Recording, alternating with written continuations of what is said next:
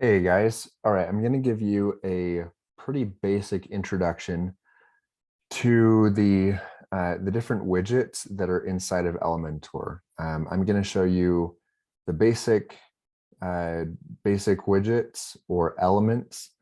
I'll walk you through some of the pro ones that we use really often, talk about some of the general ones, and yeah, I'm just going to spend some time introducing you to some of the stuff that is most important inside of these Elementor elements. All right, so let's create a section. I'm just going to drag in a bunch of them. Headings, really common. We've got images. Those are also very common. I'm going to put that inside of a section though, so it's not so big. Let's also look at buttons and then dividers. Let's put the divider up here. Let's look at spacer, Google Maps, and icon. Let's see if there's anything else we need to use. Okay, text editor, that's a good one. And then video, let's drag this in here. All right. I believe we have added everything from the basic list. All right, let's just look through this real quick. In other videos, I have described styling settings and really how to mess with how something appears, both with, in this case, the typography. There's just a lot to play with in here and back here with the background, with the border. You can even do masking. Yeah, there's a lot of styling stuff that we're not really going to cover in this video. I mostly want to show you functionality, the functionality of these widgets. So first of all, notice how there is a button right here for dynamic tags. I can either change what this text says, or notice when I'm clicking into here, the button goes away. You have to click out of it to see the button. I can switch this to the post title.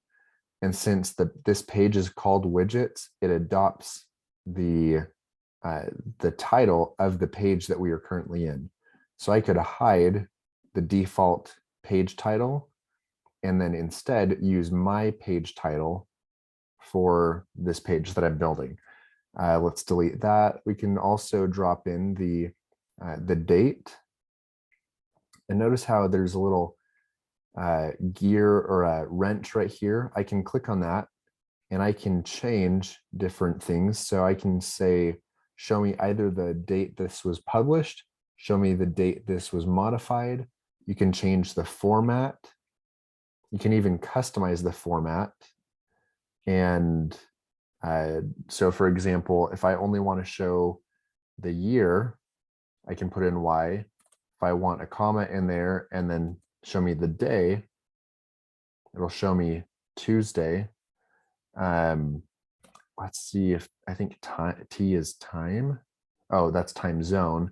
So anyways, there's some documentation here that you can read on how to customize the post dates, or really any type of these I don't know, whatever you call them. You can also check this out. You can put a phrase in here that's going to be merged in before the content that you are dynamically inserting. If there's not an option, the fallback is the default that it falls back to. So yeah, there's a lot in here that you can mess with. I just want you to know a little bit about dynamic tags.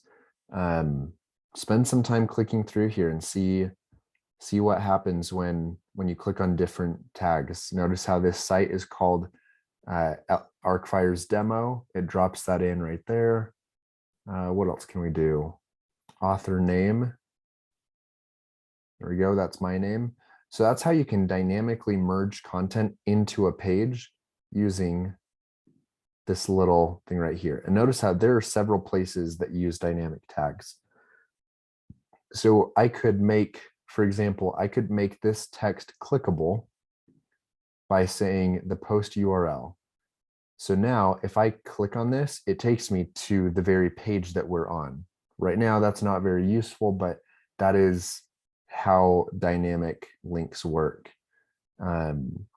Also, you can click this gear and say, open this in a new window. So I want a different tab to open when somebody clicks on this. Also, you can trigger pop-ups. So if we wanted to create a button, so let's come over to this button. We could drop in a link right here, and then we could say, when someone clicks on this, let's load a pop-up that we've created in the Elementor templates section. Let's see what else. That's probably all we are going to use for now. There really is, like, when you learn how to use dynamic tags, your ability to build websites just explodes. We can even dynamically populate this button, at least the text of the button. Now, something that I'm noticing as you guys are going through training is you're looking at styling options, but sometimes not noticing these options. So watch this. I'm going to change this button from just kind of a standard round button to info. The heck, why isn't this working? Hold on, let's try this again.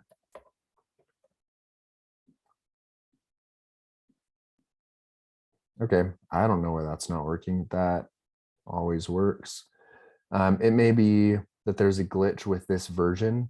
And this is an example of how different versions of plugins can either fix bugs or create bugs.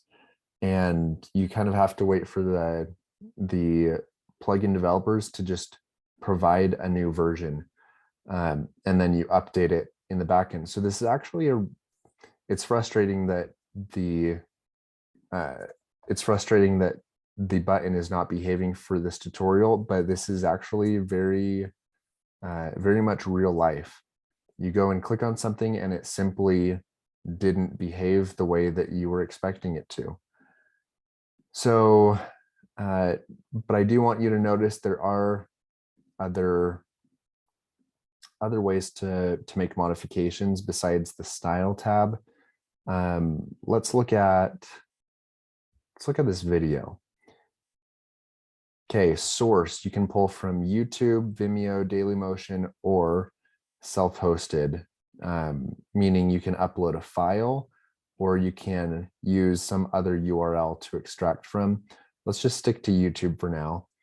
If I drop in, let's see if I've got a video ready to show you guys.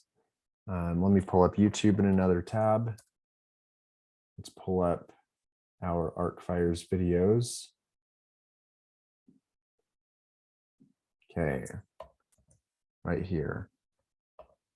So I can drop in the link and it automatically previews the video, and I can start watching from this Elementor widget. And just take some time and look through all of these settings. Autoplay, is this video going to automatically start playing right when the page loads? And then you can decide whether that's true on mobile as well. So just be curious, take some time and try to mess things up a little bit. Click around and really try to like master each of these elements, especially these basic ones. These basic ones are things that we use all the time. So it really would be good for you to have some experience just clicking through to see what everything does. All right, let's also look at images. Now, notice how sometimes there's a setting with a little icon next to it. This icon means the setting can be different according to the type of device people are using. Now, Elementor determines the device type not based on some kind of like code, but they use screen width. So they look at how wide is this screen, and let's say there's a phone that has a really wide screen, especially when you turn the phone sideways. For some phones, Elementor might treat that phone in sideways mode as a tablet because it's as wide as a tablet normally is. So don't get too hung up on the names of these. Think of these more as like categories of screen sizes. But you'll notice that there are icons right here, which means the setting for alignment can be different in each of these views.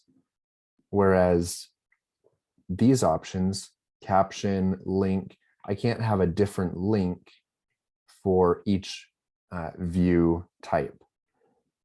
Image size, it's just going to be the same image size regardless of the view type that we're in, whether that's desktop, tablet, or mobile. Okay, let's look through this. Same with border type. You're choosing one border type regardless of the screen size that you're looking at. Border radius, though, that can change on different devices. Box shadow, that's not going to change on different devices. So notice how sometimes you've got the icons, sometimes you don't. What else should I show you about this? Motion effects. Okay, these are fun. So let's say when the page loads, we want this image to slide in. So we're on advanced, motion effects, entrance animation. Let's say fade in from the left, like that. Let's say this icon, when the page loads, we are going to, let's say we're just gonna fade in. So notice how it doesn't fade from an angle, it fades from the location that it's currently at. Now, I will say that sometimes less is more. And if you get too carried away with these entrance animations, it can get pretty tacky.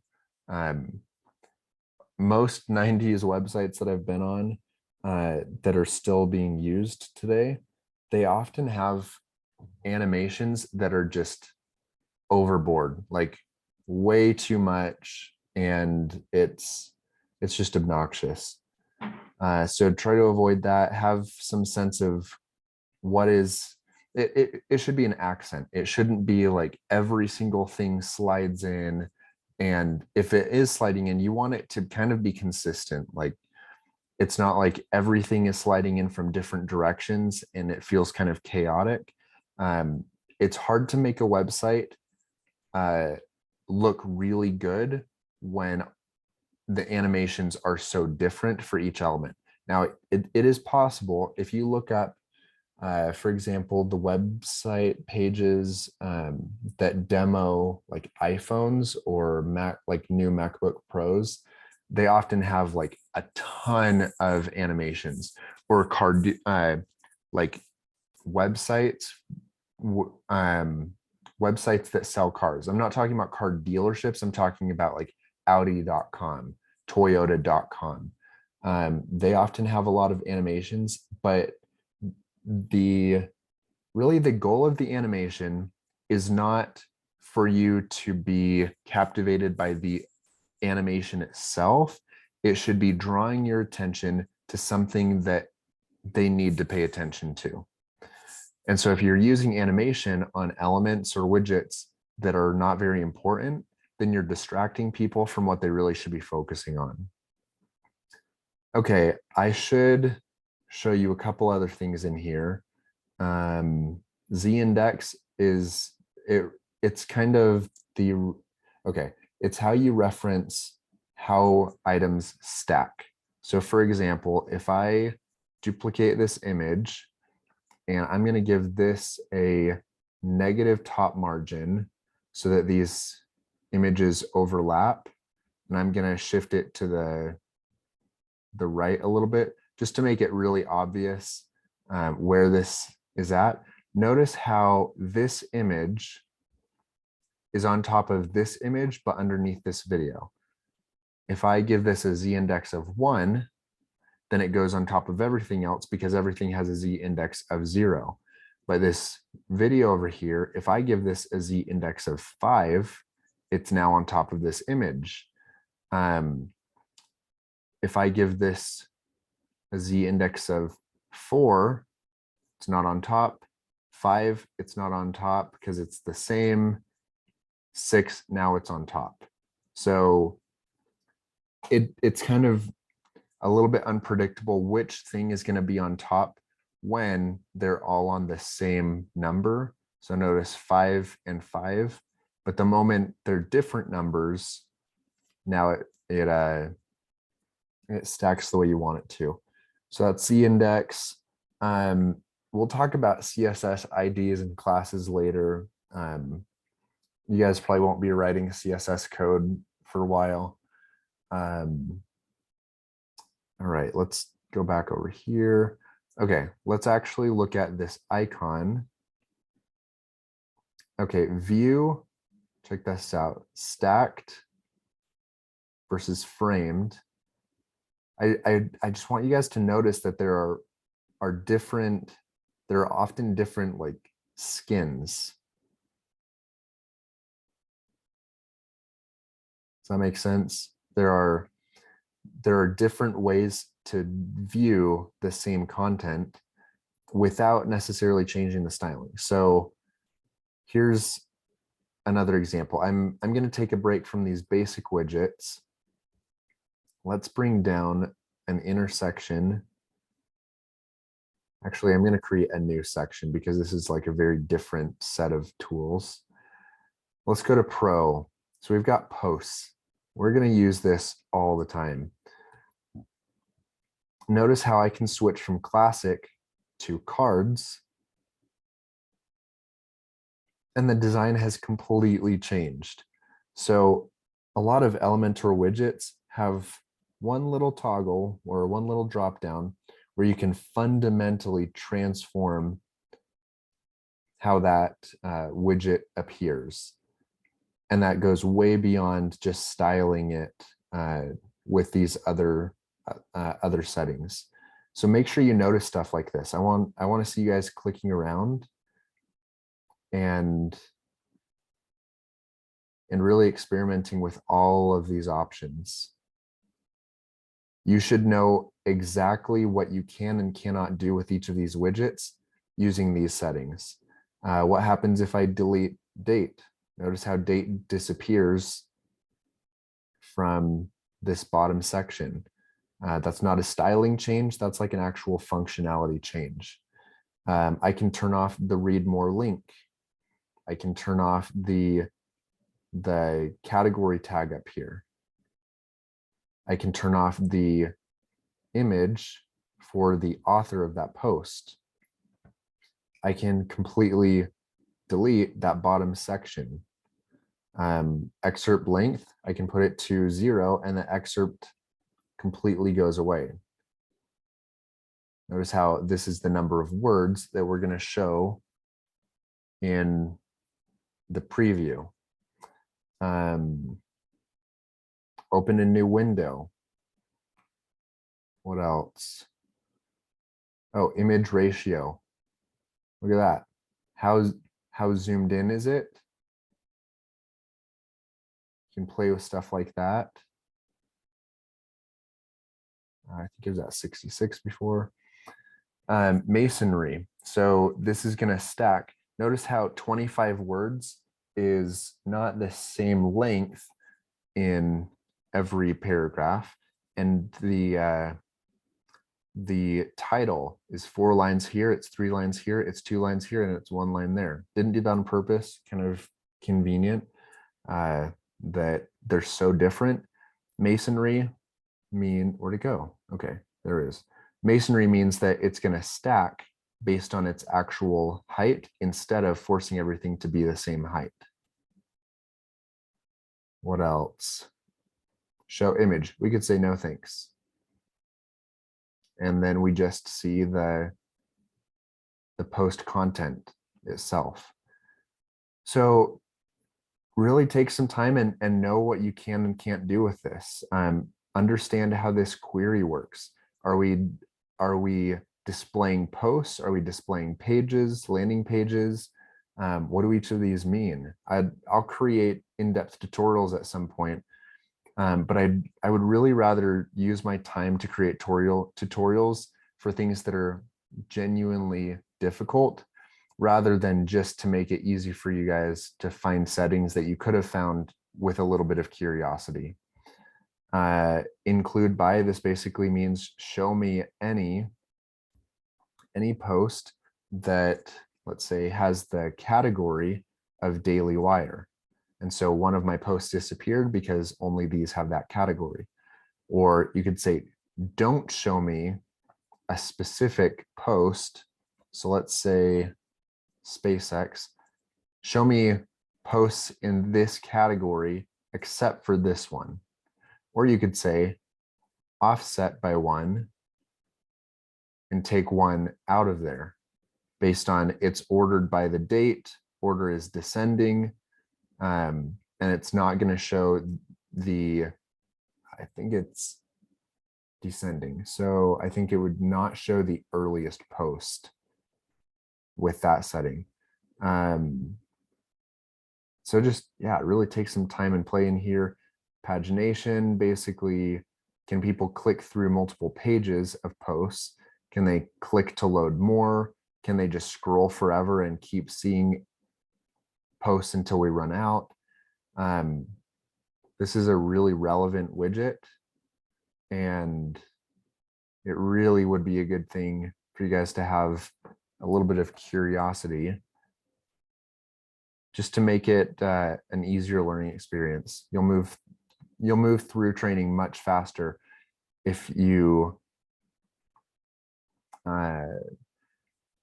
there's kind of two ways that you can do this. You can either grab something, drop it in, and just click around and try to break things and just see what it does.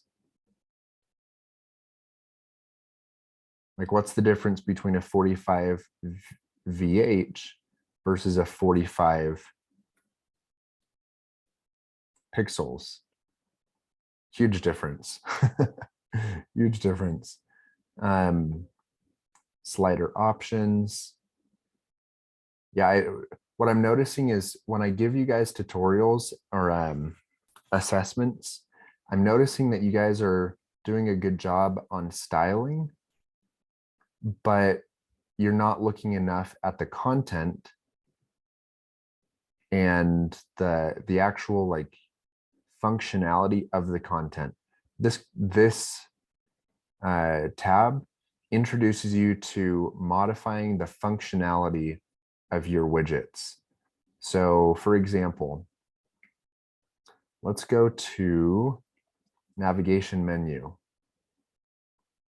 Layout. You can make that vertical. Drop down isn't relevant right now. You can make it horizontal, and you can stretch it so it fills up the whole space instead of just lined up. The pointer, check this out. Pointer doesn't have to look like an underline. Can look like a frame. Animation. Let's make it grow as we hover. Look at that.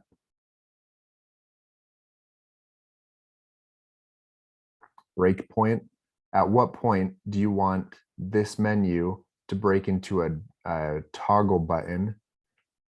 Right now it's on tablet, but you often want to switch that to mobile, actually, depending on the customer's preferences for their headers.